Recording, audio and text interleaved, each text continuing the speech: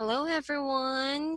Welcome back to our lesson. So, we are now in the world religion. Okay, so open your modules, guys, in the last part of chapter 2, which is the geography influences religion and its effect on culture. So, this is the last part of the module and the last topic that we are about to discuss. So let's go. Let's have fun while enjoying the geography influences, religion, and its effect on culture. So now let's have the intended learning outcomes. So today, guys, we are going, or at the end of the unit, you are going to explain the influence of geography in religion and discuss its effect. Okay? So, paano ba nakakaapekto si geography and religion, guys? And we are also going to discuss its effect. Now, let's have the key concepts. So, another aspect of the relationship between religion and geography in which geographical ideas are influenced by religion, such as early map making. So, nakabuhat sila og mapa tungod kay gusto nila i-develop or to share or to influence a lot of places about their religion and the biblical geography that developed in the 16th century to identify places from the Bible. So these are also used in biblical geography. So like for example, kanang katong mga lugar nga giadtuan ni Jesus. So gibuhatan to siya og biblical geography. And then the apostles that shares the word of God kung asa ilang giagian giadtuan nga mga lugar para ang mga tao dito is maluwas. So it is really a distribution and spread of religion. So gusto gyud nila nga ma-distribute ug ma-spread ang religion. So the nature of a religion greatly affects the geographic distribution and its adherents around the world. So according to Park 2004, distinguishes between two types of religions based on geographic distribution. So para kang Park, guys, there are two types of religions nga naka-base on geographic distribution, which is the universal religions and the ethnic religions. So when we say universal, religions are those that are widely distributed and whose goal is to convert people. So ang gusto nila is to convert the people, like for example, Catholicism. So they really want to share and convert people in different places. Kasi pag mga atana sila dira or they have their own culture and religion, their universal religion, ang ilahan yung pinaka-goal is to convert people. So universal religions engage in missionary activities. So katong mga universal na religions, nag-engage na siya missionary activities. So just like Catholicism, katong mga Spaniards sa una, they are missionaries na. Sila mga missionaries na kuyog. And admit new members through symbolic acts of commitment. So, maka-admit silang mga bag-o nga membro kung mukumit gyud tong isa ka tawo nga mo-serve sa ilahang religion. So, we also have the ethnic religions. So, on the other hand, are confined to particular countries or regions. For example, Hinduism. So, naka-confine lang ni siya kung asa lang ang particular country nga naani. So, just like the Hinduism is a prominent religion in China. I mean, in India. Okay? Hinduism is a prominent religion in India, while Confucianism and Taoism are largely confined to China. So, China po kay ang Confucianism and Taoism. And then Shintoism is concentrated in Japan. So the spread of ethnic religions is based and slow since these religions do not actively seek converts. So what to siya, no? So because of the geographic distribution na ika ng universal religion, na po'y ethnic religion. Now, let's go to the next one. So let's go to have the research traditions. So traditionally, the relationship between geography and religion can clearly be seen by the influences of religion in shaping cosmological understanding of the world.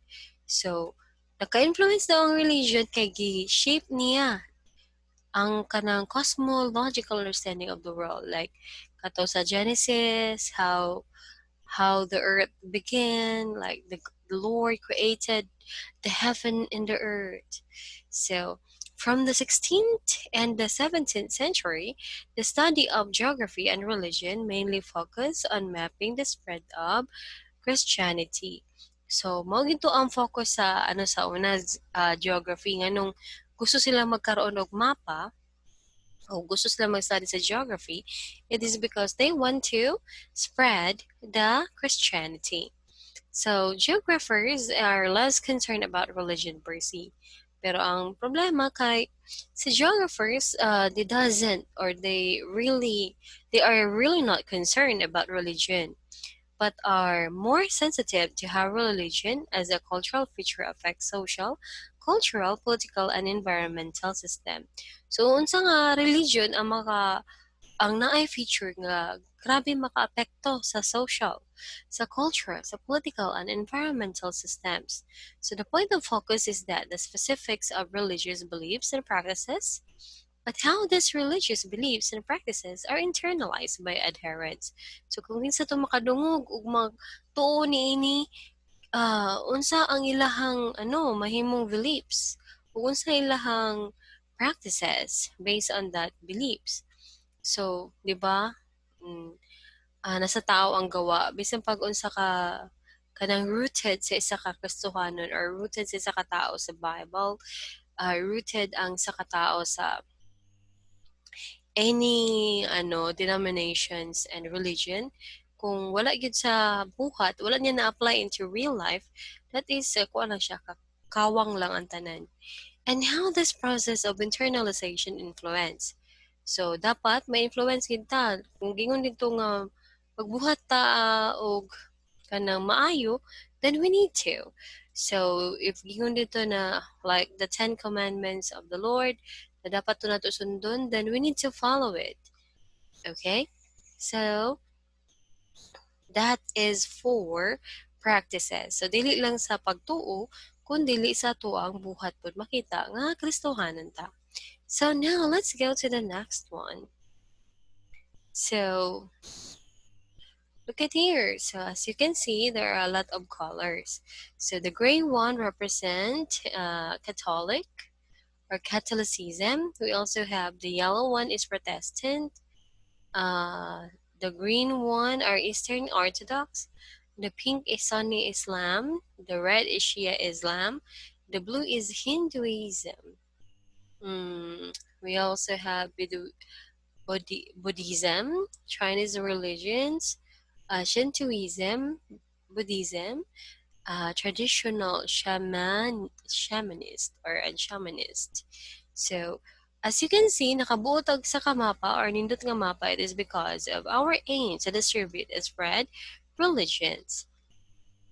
So, accompanying this spread, guys, and its version is the influence of local cultures.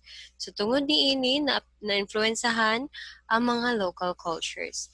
This often gives rise to certain changes in many religions, so that the form they display at present is often far removed from their original form.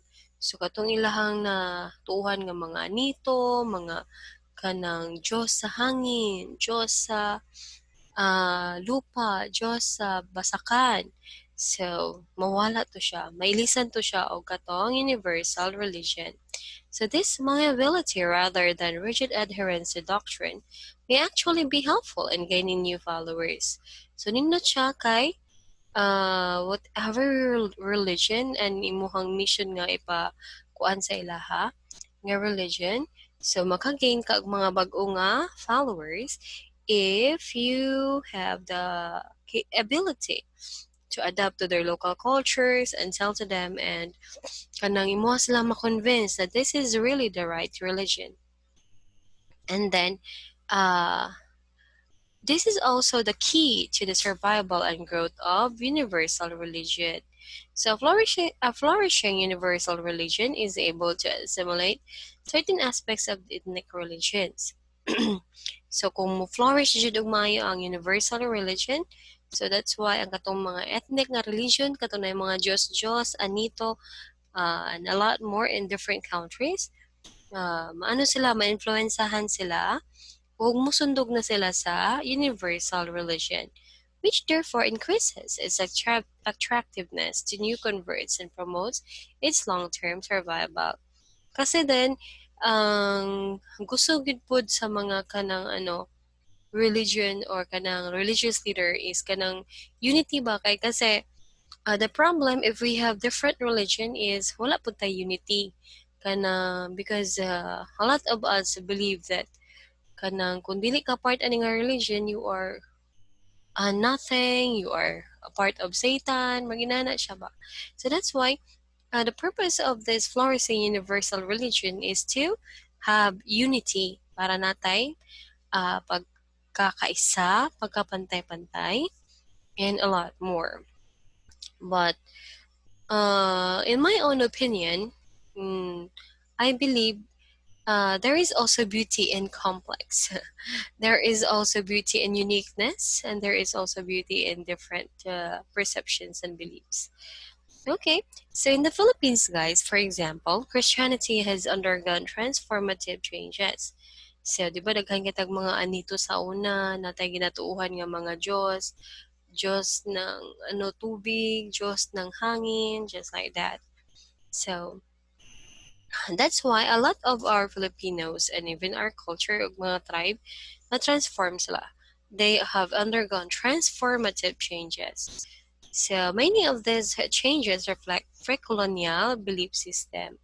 So that's why because we are being colonized by Spaniards, alat sa tuwa ang Katoliko. And after that, we have colonized by Americans. That's why some of us are Protestant. And common practices within the country, particularly in rural areas, include the festa. So, ang festa is naman na siya yung mga patron, di ba? So, nakuha na to na siya sa Catholicism. A celebration and veneration of a town's Catholic patron saint. So, that's why na may mga festa, mga Catholic.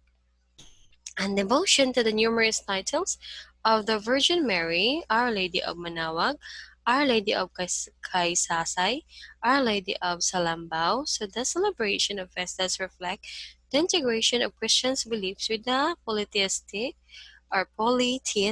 and animistic belief system in pre-colonial Philippines. So that's why daghan sa mga Pilipino ang nagatuo og different saints and different gods.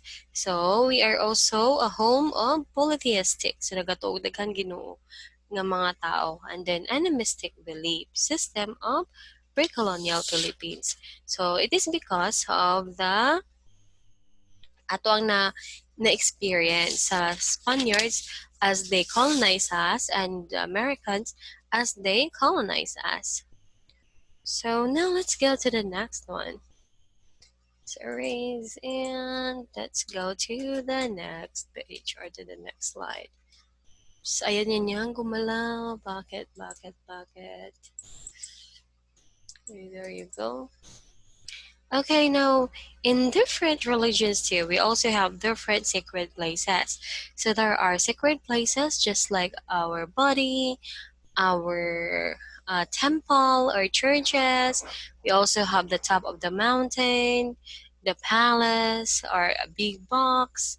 So, or a tent. So we have here, or we have a different sacred places. So, traditional cultural geographical approaches to study of religion mainly seek to under or to determine religion's impact to the landscape. So religious experiences and to the belief, a religious meaning transform physical spaces into sacred spaces. So katong mga physical spaces na imo tong sacred spaces. So these perceptions and imaginings influence the way such spaces are used. And the personal spiritual meanings develop in using such sacred spaces. So these religiously significant spaces go beyond officially to include non-official religious spaces. So such as homes, schools, and even bodies. So gibuhat na ni siya para ma-identify nato og natay lugar nga dito kita pwede magsimba. Dito kita pwede mag-praise and worship. So that's why sa mga non-religious spaces like home, the schools, and even bodies, dapat lahi po ang ilahang purpose. While here in our, but there are also some religion nga nagabilib nga ang imong body ang living temple of God or one of the sacred, a sacred thing. So even though you are at home, you are at schools, and even in bodies, you can praise and worship God. So, the key focus in the study of sacred places is the politics of identity. So, kuan po ni siya, isa po ni siya kasimbolo sa politics. Like for example, when we are dominated by the Spaniards, we are colonized and being centered with one religion, which is the Catholicism. So, meaning, gitudluan po ta nila kung unsa ang lugar nga sacred, just like the church. So, ano po siya? It means it also kanang dominates ba na ang mga priors or ang mga pare nga mga Spaniards, they are the leaders of this certain place in that certain time. So, kwan po siya, that's why it is also a politics of identity. So belonging and meaning that are ascribed to the sacred sites. So that's why we have different sacred sites for the different religions. So, and the constant negotiations for power and legitimacy. So, mao po na ang problema, no? Kasi, panindot tayo po, kanang ato mga secret places, like, na mga secret places nga, gibuhat o gold, gibuhat sa diamond, kuan siya. But actually guys, it is not about the features, it is not about na panindo tayo pamahalay, pagwapahay, ang mga sacred places. It is about in your heart. How sacred is that place for you and how you honor and justify that God is really sacred even in that place or even in that certain place. So, particularly in multicultural settings, the contestation for legitimacy, public approval, and negotiations for use of particular spaces are at the heart of determining how communities understand, internalize, and struggle to compete for the right to practice their religious traditions in public spaces. So, mao pa ni siya ang nindot sa mga sacred places. It is because we also kana makita jud ba nga nagasimba mo dira, naga-praise and worship mo dira, nagaluhod mo, para sa Muslim nga naga-bow down jud. So, it will also kanang ano nga na jud mo naa mo o naga-exist mo nga religion. So, it can also kanang denote nga na public approval. So, meaning you respect or you are being respected by your religion. So even though you are a Muslim, you are respected. So, ano po siya, negotiations po din siya. Like, kanang ano po ba? Ano magsabot lang good nga, like for example, if this place is pure on Catholic, like, lahi po kayo ang atbangan dyan mo ang kanang simbahan ng Muslim. So, maybe siguro a few miles or a few spaces lahi na pud nga simbahan. So it is not ano siya, dili siya kaaya-aya, dili siya nice sa naon kung kanang imuha at mga ang isa ka religion because mura kag nakig-compete sa kanang public approval o gan nga mas nindot jud ka nga nga church, so dili siya maayo.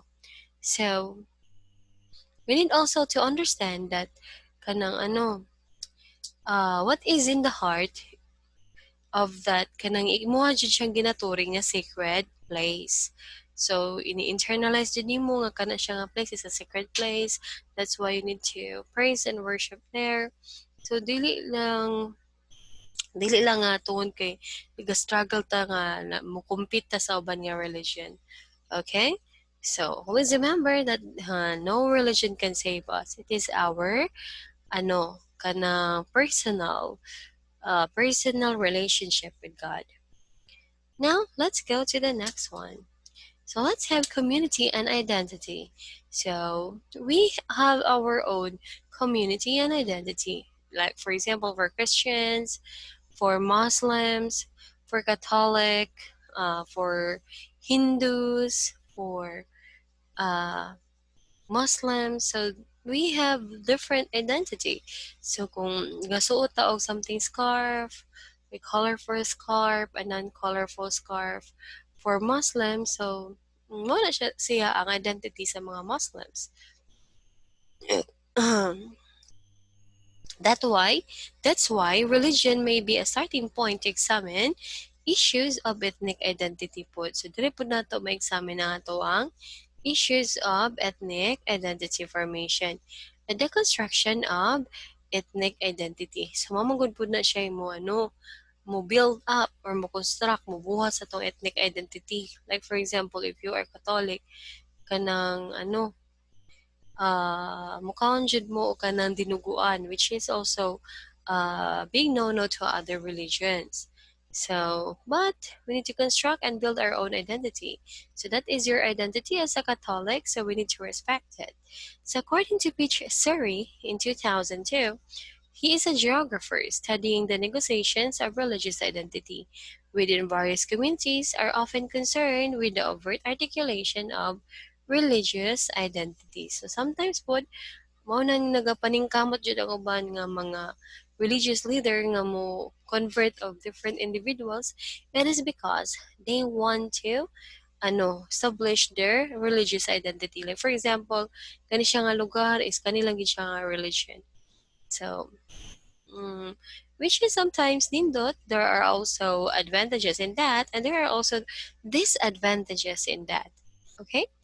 So how they externally present their religious adherence, so in terms of religious practice, ritual, and behavior. So inani ang religion, inani ang ginabuhat, inani ang ritual, inani ang behavior. Okay, wala tayo problema nila. We respect yours. So please respect mine. So inani lang siya. I know that you are like that or that is your religious identity, then I respect that. Nana lang guys. Now let's have the new geographies of religion. So as the research on geography and religion has grown, one of the new focuses or geographical research examines the rise of religious fundamentalism and resulting impact this has on the geographical context in which it develops. That is by Stamp 2000. So, nindot po ani kay na po yung mga develop nga mga new geographies of religion. So, like for example, sa toang lugar, like in the Philippines, we have different tribal religion, but pag-abot sa kanang Catholicism, like almost all of the Philippines or part of the Philippines are being captive by the Spaniards. That's why we have a lot of Catholic people here in our place or here in our country. Now, in addition, migration process has resulted in the development of religious pluralism. So kani po siya kana mo migrate ka niya, murag ikaw ra gyud nalahian ang lugar.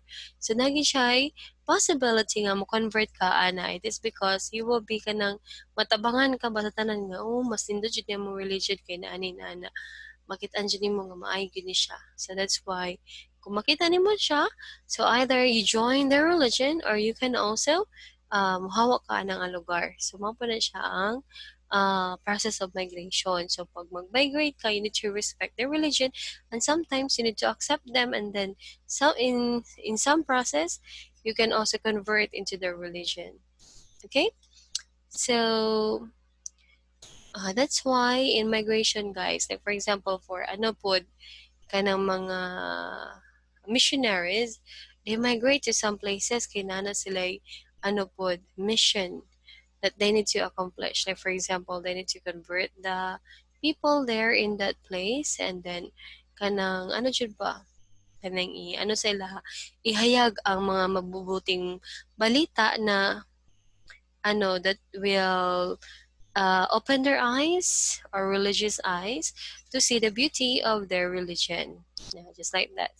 So that's why napadagan nga mainana. Like for example, ako, if I become a missionary, like maadto ko og Africa. So nag-mission ko dito, and then in that certain place, in that certain good city, kinakuha na ko sila tanan. So that's why my religion will be kanang mudaghan siya. That is what we call religious pluralism. So because of that, I will be helping my religion nga mutubo in times of numbers, religious numbers. So more work needs to be done to examine the intersections and collision that occur due to movement of communities. For example, the migration of Muslim communities to Western countries. So, example po sa intersection is kanang migration of Muslim communities to Western countries. So, ang Western countries good most likely is Protestant, just like that. So pag naay ka Muslim community, Muslim nga mga tao nga makuan dito, pag na siya intersection ng collision, like maghunahuna sila bahala basig sakupon mi ani nila or basig pasakitan mi ani nila, because they are different from our religion. So, kailangan po na siya i-examine. Kailangan po na siya studihan og maayo nga dili mo inaana ang perception sa mga tao ana nga lugar o sa mga tao nga namalhin didto, and highlights how these communities negotiate. So, dapat na siya negotiation between religious experiences in new spaces. So, imuhang i-respect ang ilang religion ato nga lugar. So, meaning, if mayon sila nga, bawal mo maginana diri din bawal. So, if you don't like it, then you can migrate in another places. Pero kung musugot lang sila nga mag-inana pod, mag-praise and worship mo, inana ang pamaagi, so that's fine. So, you need a mutual agreement. So, recent research in this area has been published by Barry A. Ben, who analyzes Muslim population shifts to Western world and theological factors that play into this demographic trend. So, inana po nang pwede mahitabo, no? Like, from this research nga, mga Muslim daw gibalhin sa Western world. So, ni balhin sila og religious denomination. It is because nakita siguro nila nga nindot ang kato siya nga religion or katuuhan, or they really believe in what the religious sacred place, spiritual beliefs nga naa sila. So, inana lang guys, always remember that in every spaces, kung mag-migrate mo po, always remember that dili, kung unsa man ang inyong religion diri, unsa man ang inyong culture, unsa man ang inyong pamaagi, maybe not accepted and tolerated in that Western countries or even in other countries. So, that's why kinahanglan mananghid there should be a mutual agreement. Okay? So, because when you influences them with your religion, make sure that dili ka makahatag og problema sa ilang religion o sa ilang relationship with the community. So that will be all, guys. So thank you so much for listening for our lesson today. I hope you learned a lot. So always remember that what we have learned in this lesson, we have learned the new geographies of religion, the community and identity, the sacred places, the research traditions, and the geography influences religion. So dako jud kayo ang influences sa geography.